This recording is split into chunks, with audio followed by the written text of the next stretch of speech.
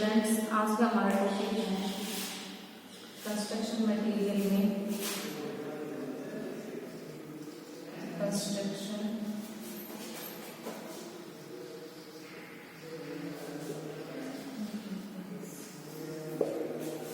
आज का हमारा टॉपिक है कंस्ट्रक्शन मटेरियल के अंदर क्वेरिंग ऑफ स्टोन्स। जो हमारे स्टोन्स हैं उनको हम जो हमारे रॉक्स हैं उनसे कैसे निकालते हैं, कैसे उनको चट्टानों से अलग करते हैं। ठीक है, क्वेरिंग ऑफ स्टोन ये कंस्ट्रक्शन मटेरियल का टॉपिक है।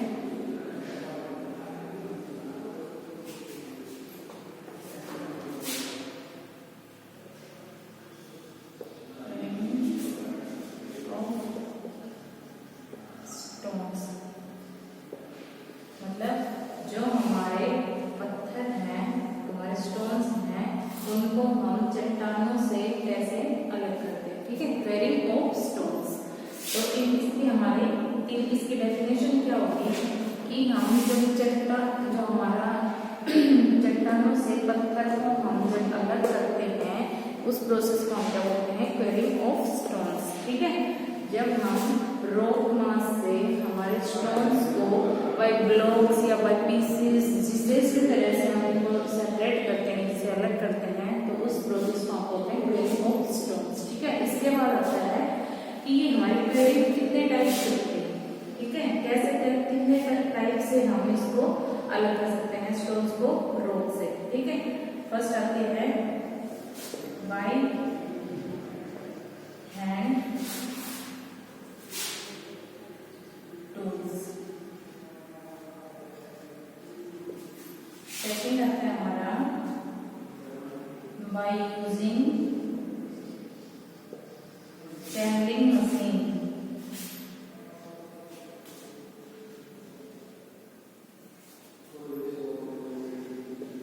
Channelling machine. थर्ड आता है हमारा बाय ब्लास्टिंग।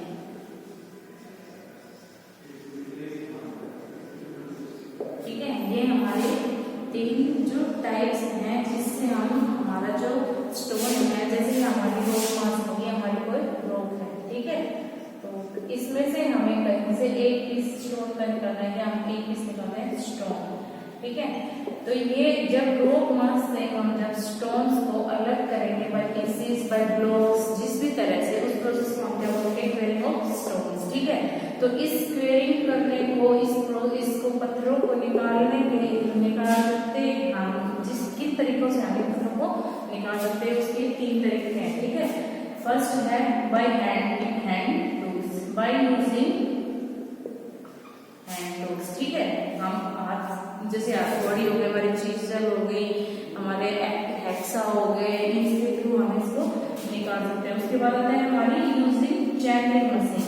हम चैनलिंग मशीन जैसे इलेक्ट्रिसिटी का यूज करके, या हम हमारे जो कंप्रेस्ड एयर है, हम एयर को कंप्रेस करके इसमें चैनलिंग मशीन से जो हम इसको हमारे सिस्टम को निकाल सकते हैं। उसके बाद आता है बाय ब्लास्टिंग।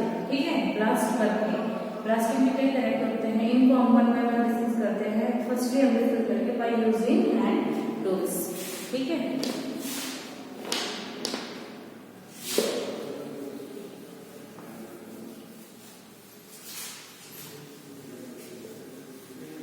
हैंड टूल्स के अंदर भी हमारे दो तीन टाइप्स होते हैं जिसके थ्रू हम इनको स्टोन्स को रॉक मास से अलग कर सकते हैं, सेपरेट कर सकते हैं। ठीक है, इसमें लिखते हैं quarrying by using hand tools. ठीक है, इसमें फर्स्ट टाइप आती है हमारी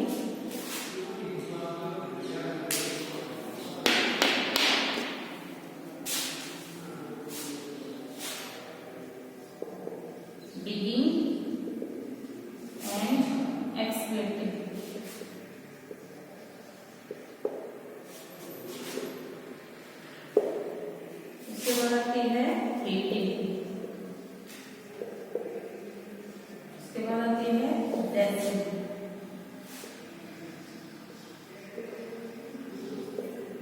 ठीक है। ये हमारे जो hand using by hand tools जो हम स्टोन को सेपरेट करते हैं उसके 3 तरीके। ठीक है, फर्स्ट है हमारा डिगिंग एंड एक्सकैवेटिंग। ठीक, तो जैसे मैंने आपको बताया कि जब हमारा ये कोई रॉक मास है, ठीक है, रॉक मास के अंदर ये हमारा जैसे लेयर्स में हो, ये जो हमारा डिगिंग एंड एक्सकैवेटिंग है ये वहीं पे सुटेबल होगा जहाँ पे हमारा जो स्टोन है वो सॉफ्ट स्टोन होगा। ठीक है, सॉफ्ट स्टोन जहाँ पे हमारा सॉफ्ट स्टोन होगा वहीं पे हमारा डिगिंग एंड एक्सकैवेटिंग जो प्रोसेस है वो सुटेबल होगा। क्योंकि हमारा जो रॉक मास अगर हार्ड होगा तो हम हैंड टूल्स हो गए, जैसे हमारे हैक्सा हो गए, हमारे चीजर हो गए, हमारे हैमर हो गए, इन सभी चीजों से हम वहीं तक सुटेबल कर सकते हैं जहां तक हमारा जो हमारा रॉक है वो सॉफ्ट है। ठीक है, तो इसके अंदर हम सेपरेट करें, जैसे हमारा सॉफ्ट रॉक है, सॉफ्ट रॉक, इसके अंदर अगर हैंड टूल्स की सहायता से हम जब स्टोन को सेपरेट करते हैं उसको हम बोलते हैं डिगिंग एंड एक्सकैवेटिंग। ठीक है, डिगिंग एंड एक्सकैवेटिंग इसको बोलेंगे जब सॉफ्ट रॉक जहाँ पे होगी वहां पे हम बाय यूजिंग हैंड टूल्स हमारे चीजल, हेक्सा, हमारा हैमर या हमारे एक कुछ और है जो जिनकी सहायता से हम स्टोन को सेपरेट कर लेते हैं बाय यूजिंग हैंड, बाय मतलब हमारे हाथों की सहायता से ही, तो उसको हम बोलते हैं डिगिंग एंड एक्सकैवेटिंग। उसके बाद आता है हीटिंग। ठीक है, जब हमारा डिगिंग एंड एक्सकैवेटिंग हमारा ओनली सॉफ्ट स्टोन के लिए यूज होता है तो उसके बाद हमें जरूरत पड़ती है हार्ड रॉक मास की, तो उसके लिए हम हीटिंग का यूज करते हैं। ठीक है, हीटिंग का यूज हम करते हैं जब हमारा रॉक का जो सरफेस है, जैसे हमारी रॉक है इसके अंदर जो हमारे स्टोन्स है वो ऐसे लेयर्स में, ठीक है, ऐसे लेयर्स उसकी बनी हुई है, ये हॉरिजॉन्टल भी हो सकती है, वर्टिकल भी हो सकती है। ठीक है, तो जैसे ये हमारी लेयर्स जो हमारी बनी हुई है, इन लेयर्स के अंदर हम हीट जैसे प्रोवाइड कर देंगे, हम जैसे ही हम इनके अंदर हीट प्रोवाइड करेंगे ये हमारा जो स्टोन है वो बाय यूजिंग हीट ये सेपरेट होने स्टार्ट हो जाएंगे, सेपरेट हो जाएंगे बाय लेयर्स में, लेयर्स के अंदर, इसको हम बोलते हैं हीटिंग प्रोसेस। ठीक है, उसके बाद आता है वेजिंग प्रोसेस।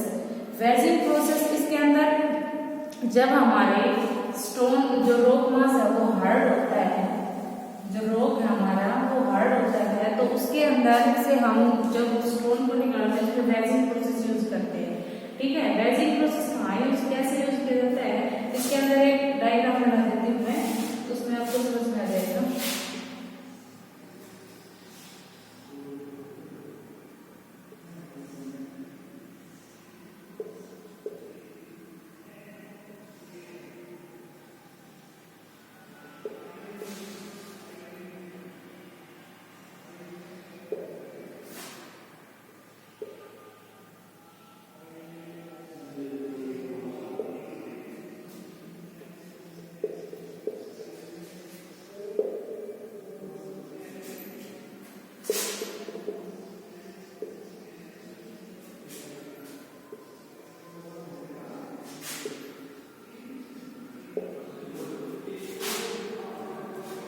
ठीक है, इसके डायग्राम से हम लिख देते हैं यहाँ पे,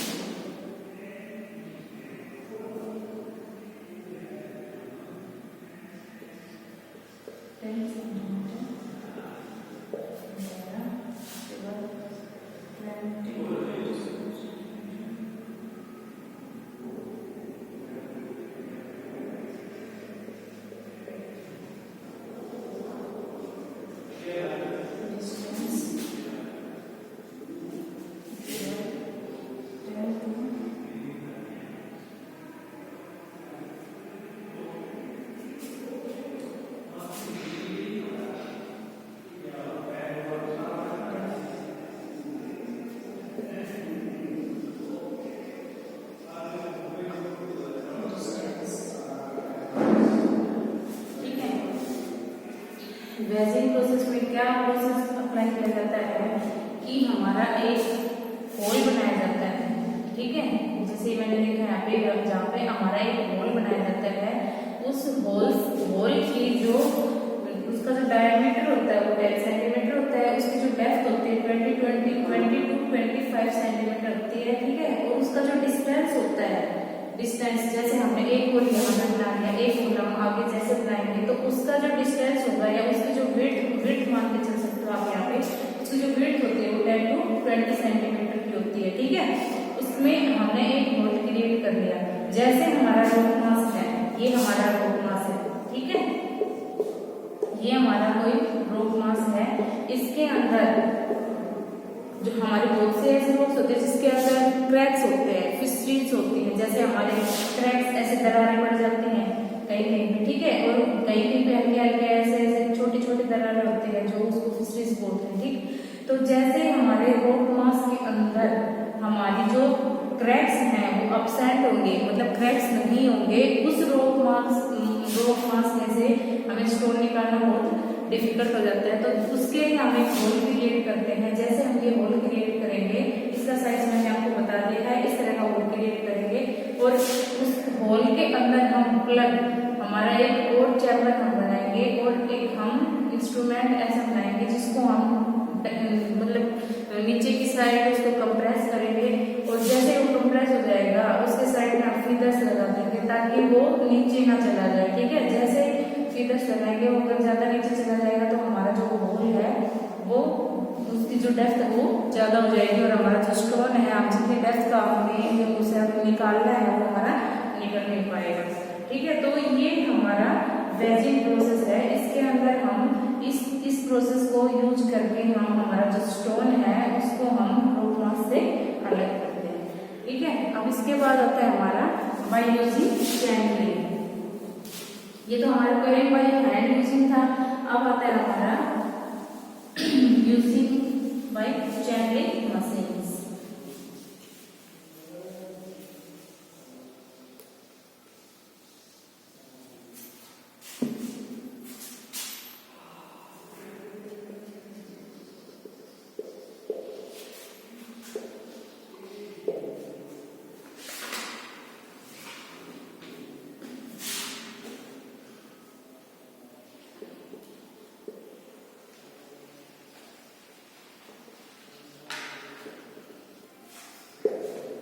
जैसा कि मैंने आपको बताया कि स्टार्टिंग में जब इंट्रोड्यूस करवाया था इन सभी चीजों से, तो मैंने आपको बताया था training by using channelling machine. तो चैनलिंग मशीन में हम क्या चीज प्रोवाइड करते हैं, हम इलेक्ट्रिसिटी भी यूज करते हैं, हम कंप्रेस्ड एयर भी यूज करते हैं, ठीक है। क्योंकि इसके अंदर मैं डायग्राम बना देती हूँ, आपको समझ में अच्छे से आ जाएगा डायग्राम के थ्रू, उसके बाद समझाते हैं।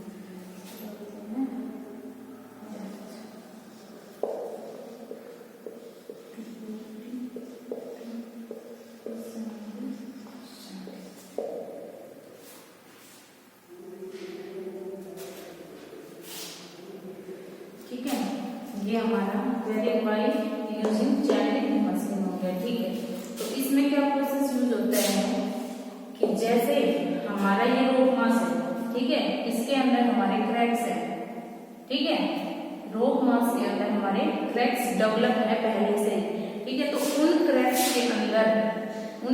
के अंदर हम इलेक्ट्रिसिटी प्रोवाइड कर देंगे या एयर को कंप्रेस कर देंगे, तो उसके द्वारा हमारे जो स्टोन्स है वो अलग हो जाएंगे। ठीक है, लेकिन ये इतना इजी प्रोसेस नहीं है। इसके अंदर क्या किया जाएगा कि एक होल बनाया जाएगा, यहाँ पे ड्रिल्ड होल बनाया जाएगा, जिसकी जो हमारा डेप्थ जो ड्रिल्ड होल है वो हमारी मतलब इसकी जो डेप्थ है वो रोप मास के हिसाब से की जाएगी। इसकी ज्यादा डेप्थ होगी, लगभग 10 सेंटीमीटर के समथिंग होगी।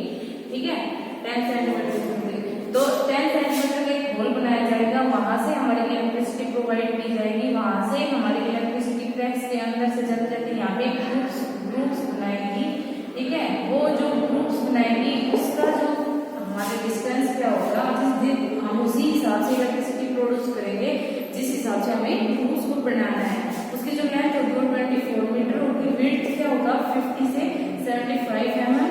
ठीक है, और उसके बाद डेप्थ क्या होगी हमारे 240 सेंटीमीटर टू 370 सेंटीमीटर। जैसे ही हमें इसके अंदर इलेक्ट्रिसिटी प्रोवाइड करेंगे, हॉरिजॉन्टल होल भी बोलते हैं इसको, ड्रिल्ड होल को हम हॉरिजॉन्टल होल भी बोलते हैं। जैसे हॉरिजॉन्टल होल के अंदर हम इलेक्ट्रिसिटी प्रोवाइड करेंगे, हमारी इलेक्ट्रिसिटी जैसे ही आएगी तो हमारा ये जो होल यहाँ पे जो सेपरेट कर रखा है मैंने, ये होल हमारा क्रिएट होना वहाँ पे स्टार्ट हो जाएगा, और ये इसको हम फिर रोप मास से अलग कर लेंगे। ये होता है हमारा चैनलिंग मशीन के थ्रू। ठीक है, इससे हम क्या क्या चीजें अलग कर सकते हैं, जैसे हमारे मार्बल का पत्थर हो गया, मार्बल्स, सैंडस्टोन्स या हमारा लाइमस्टोन्स,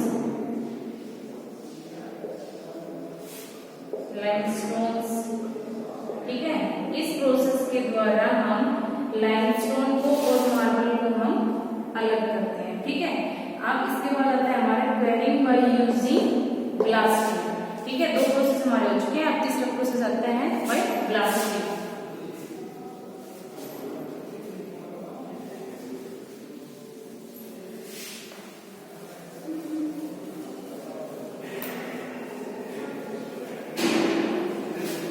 ब्लास्टिंग जो है हमारी 4 टाइप्स होती है।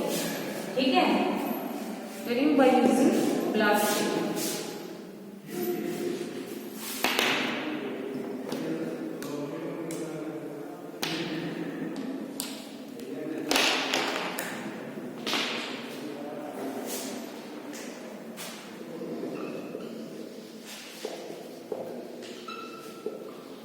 ठीक है, ब्लास्टिंग हमारी 4 टाइप्स होती है। फर्स्ट होती है हमारी बोरिंग,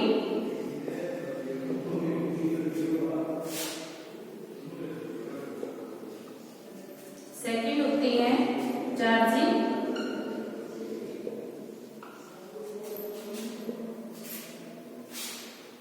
थर्ड होती है हमारी डैम्पिंग, फोर्थ होती है हमारी फायरिंग।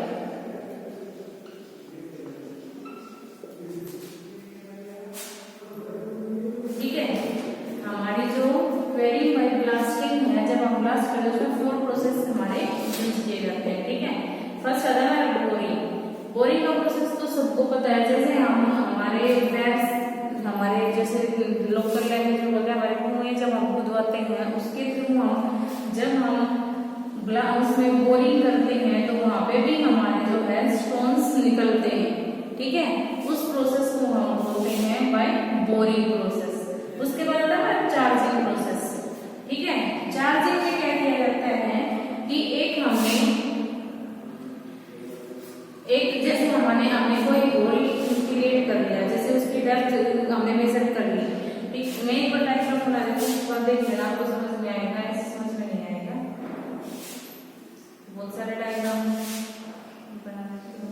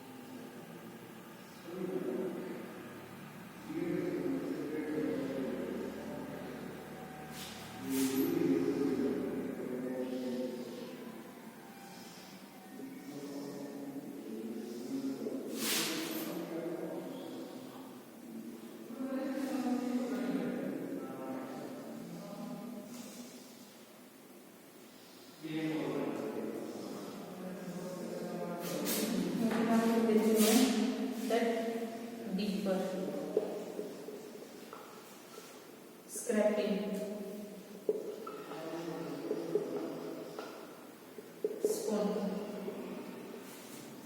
प्राइमरी नीडल,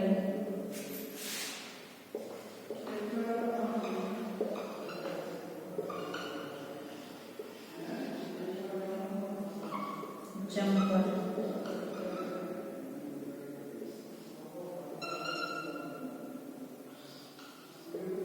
टैपिंग,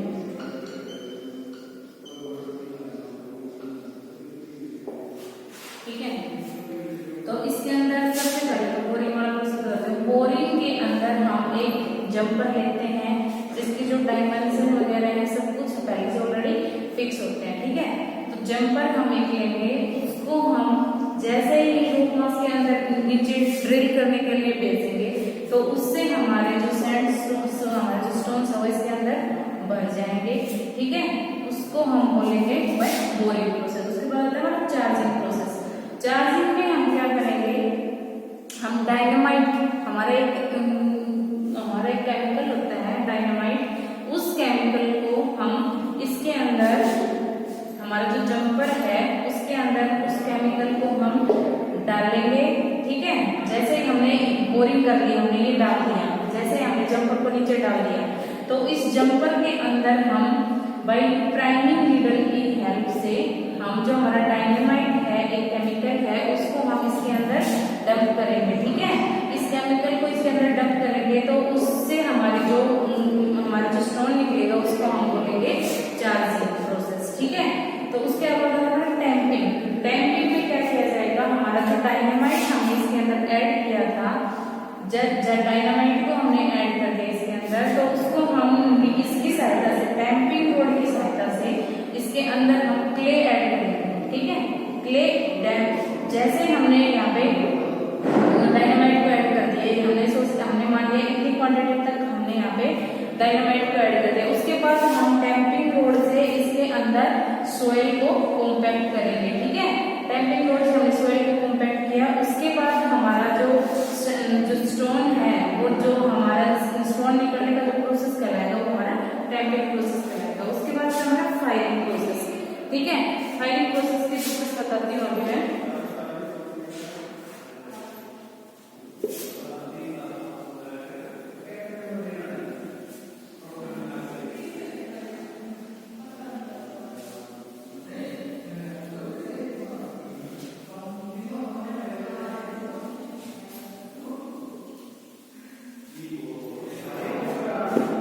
जैसे ही हमने टैंपिंग किया, ठीक है, टैंपिंग का प्रोसेस हमारा हो गया। उसके बाद टैंपिंग जैसे की तो वहां पे चार्जिंग स्टार्ट हुई, ठीक है। जैसे चार्जिंग को हम फिर हमारे होल से जब अलग करेंगे उस प्रोसेस को हम बोलेंगे फायरिंग प्रोसेस, ठीक है। जैसे हमने टैंपिंग प्रोसेस हमारा फिनिश हुआ, उसके बाद हमारे जो प्लेस के अंदर ऐड हुई, हमारा जो डायनामाइट ऐड हुआ, जैसे वो ब्लास्ट हुआ, उस ब्लास्ट होने से हमारे जो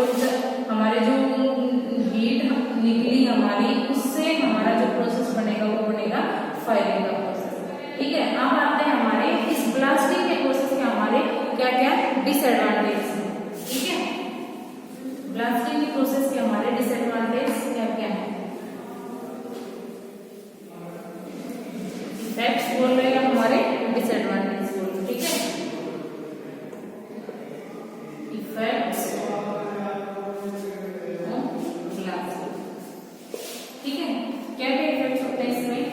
फर्स्ट आता है वाइब्रेशन,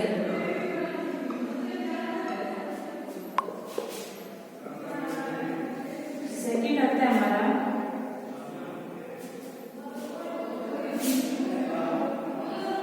डस्ट एंड नॉइज,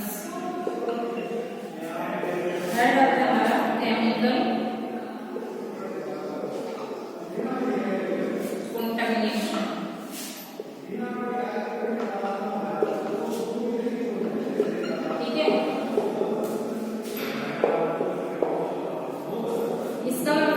जैसे ही मैंने ब्लास्टिंग के सारे प्रोसेस बताए, उसके अंदर हमारी वाइब्रेशंस क्रिएट होगी। जैसे हमारा ब्लास्ट होगा रॉक मास के अंदर, जैसे ही ब्लास्ट होगा हमारी वाइब्रेशन वहां पे स्टार्ट हो जाएगी। तो जब वहां पे वाइब्रेशन रॉक मास के अंदर स्टार्ट होगी, लेकिन जैसे वो वाइब्रेशन स्टार्ट हो गया, हमारा रॉक मास क्योंकि उस वहां से तो हमारा जो स्टोन है वो निकल ही रहा है, तो वो इन रॉक मास जो है वो वाइब्रेशन को एग्जिस्ट नहीं कर सकता। तो अगर ये हमारी जो वाइब्रेशन है अगर स्मॉल क्वांटिटी में रहेंगी तो हमें मतलब ज्यादा नुकसान होने की बात नहीं है, लेकिन जैसे ही हमारी ये वाइब्रेशन बढ़ जाती है हमारे अर्थक्वेक भी आ सकता है, ठीक है। इन स्मॉल क्वांटिटी में हमारा अर्थक्वेक आ सकता है, हमारे ह्यूमन बींग्स को प्रॉब्लम हो सकती है, ठीक है। रॉक मास जो पहले से वहां पे जहाँ पे स्टोन वेरी कर रहे हैं वहां से हमारे जो रॉक मास है वो और इधर उधर एक्स्ट्रा उसके जो पार्टिकल्स है वो नीचे गिर सकते हैं, ठीक है। हमारे लेबर को प्रॉब्लम हो सकती है। उसके बाद हमारे प्लांट्स वगैरह है वो भी गिर सकते हैं, हमारी कोई भी हमारी जो हैवी थिंग्स है वो डैमेज हो सकती है, ठीक है। उसके बाद हमारे डस्ट एंड नॉइज, जैसे ही वहां पे ब्लास्ट होगा, जैसे ही रॉक मास के अंदर ब्लास्ट होगा हमारा वहां पे धूल मिट्टी उड़ेगी, ठीक है। जैसे धूल मिट्टी उड़ेगी उससे हमारे बहुत ज्यादा नुकसान होंगे इन्वायरमेंट को। जैसे धूल मिट्टी उड़ेगी हम वहां पे साफ दिखाई नहीं देगा, एक्सीडेंट्स के चांस बढ़ जाएंगे, ठीक है। उसके बाद आता है हमारा कि जैसे धूल मिट्टी उड़ेगी तो हमारे जो प्लांट्स वगैरह हैं उनके ऊपर भी जमा होगी। जैसे ही हमारे एनवायरनमेंट के अंदर हमारी हवा चलेगी उसके बाद फिर जो डस्ट के पार्टिकल्स हैं वो उड़ के एक स्थान से दूसरे स्थान पर जाएंगे, ठीक है। तो ये हमारा डस्ट ये हमारे लिए हार्मफुल होते हैं, ठीक है। उसके बाद होते हैं केमिकल कंटामिनेशन। इसके अंदर जहाँ पे हम ब्लास्टिंग करेंगे वहां पे हमारा जो केमिकल है वो, जैसे हम उसके अंदर मैंने बताया केमिकल डायनामाइट ऐड करते हैं, ठीक है। डायनामाइट जब हम ऐड करेंगे तो उसके हमारे डिफेक्ट भी होंगे, क्योंकि जब वहां पे जो लेबर हमारे काम करेंगे वहां पे हमारा जहाँ पे हम ब्लास्टिंग कर रहे हैं वहां पे हमारे केमिकल्स निकलेंगे, तो केमिकल्स निकलेंगे तो वहां की लेबर वहां के पानी को भी यूज करेगी, ठीक है। वहां पे हमारे जो लैंड है उसको भी यूज करेगी, तो उसके अंदर हमारे केमिकल्स जमा हो जाएंगे तो वो हमारे लिए हार्मफुल होंगे, ठीक है। केमिकल्स क्या क्या होते हैं हमारे, दो केमिकल